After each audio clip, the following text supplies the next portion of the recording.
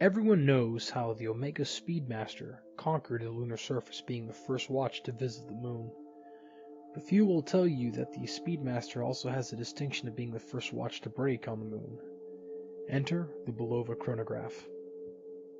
This watch is a modernized reissue of the prototype watch worn by Apollo 15 Commander David R. Scott during EVA on the lunar surface. Legend has it that the crystal popped off his government issue Omega Speedmaster, leading him to don his privately and personally owned Bulova chronograph watch. Now, this watch was a prototype, but it was given to him by Bulova. He was able to swap it out as kind of keep it as a spare watch, making it also the first privately owned watch on the moon, since the Speedmasters were all government issued.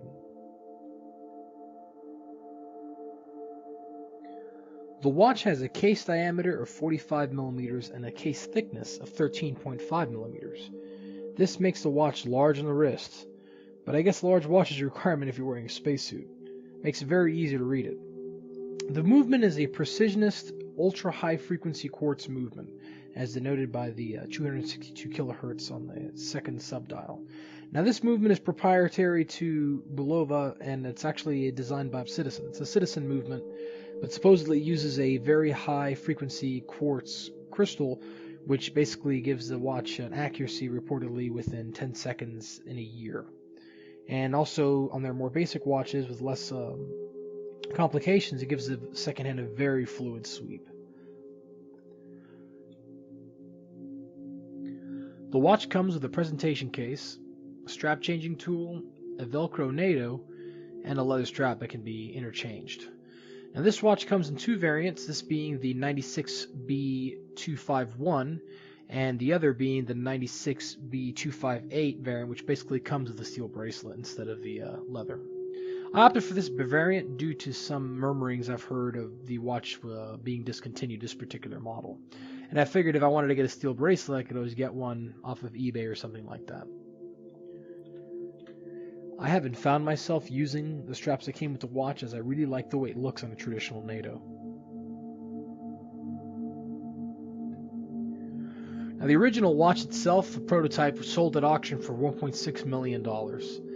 And this particular piece has a lovely engraved case back commemorating the Apollo 15 mission with some dates, as well as the EVA and location where the EVA took place. Now, some major complaints I have about this watch. My biggest one, and it's probably one of the biggest limb facts on this particular piece, is the lume. Wow. I've seen better lume on fake Rolexes. It's hard to describe what it looks like. If you charge it up with a flashlight, it'll keep its glow for maybe about an hour to 2 hours. After that, in darkness, you won't be able to see it. You'll be able to kind of make out a glow, but it's not as strong as, for instance, an SNK 007 or even a modern Submariner. It's just the lume on this watch is very weak. And the leather strap the watch comes with is a nice touch, but feels cheap. Honestly, the top feels almost like a vinyl. It says that's leather, but if you touch the top, it feels like vinyl. And I think the strap kind of cheapens the watch, which is why I don't really wear it.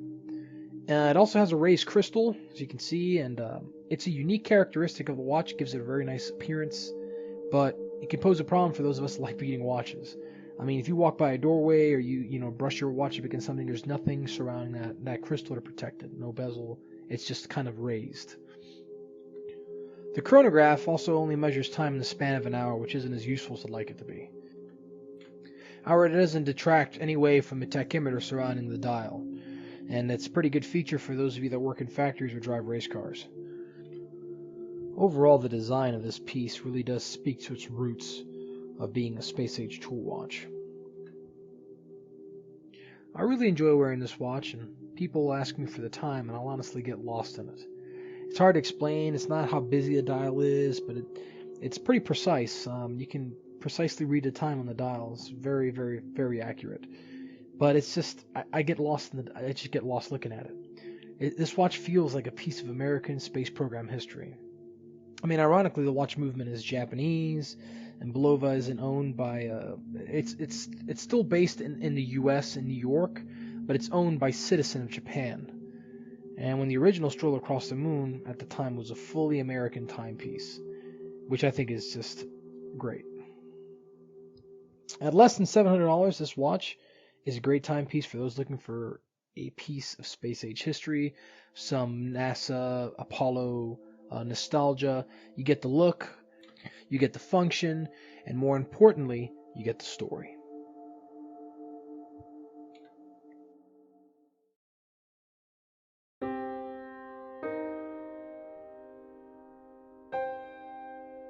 I thought long and hard on how I could capture the spirit of this watch, and short of exposing this piece to a vacuum, I don't know how I could simulate the austere environment on the lunar surface.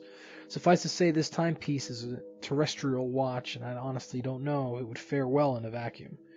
This watch is a reissue, and it has not, as far as I know, been designed to be exposed to any kind of extreme temperatures or anything on the lunar surface, so I don't know how to test the spirit of this watch. So this being my second video, I'm kind of embarrassed that I have no way of kind of engaging in my typical, or what I want to be, my shtick. I think this is a great watch to buy for both the collector and for the person who's just looking for a good watch. I mean, it really wears nice on the wrist. I get a lot of compliments on it. It's very easy to read the time on it. It has a functional date complication, and it's just, you get lost in it. And I recommend this watch to anyone looking to get themselves a chronograph.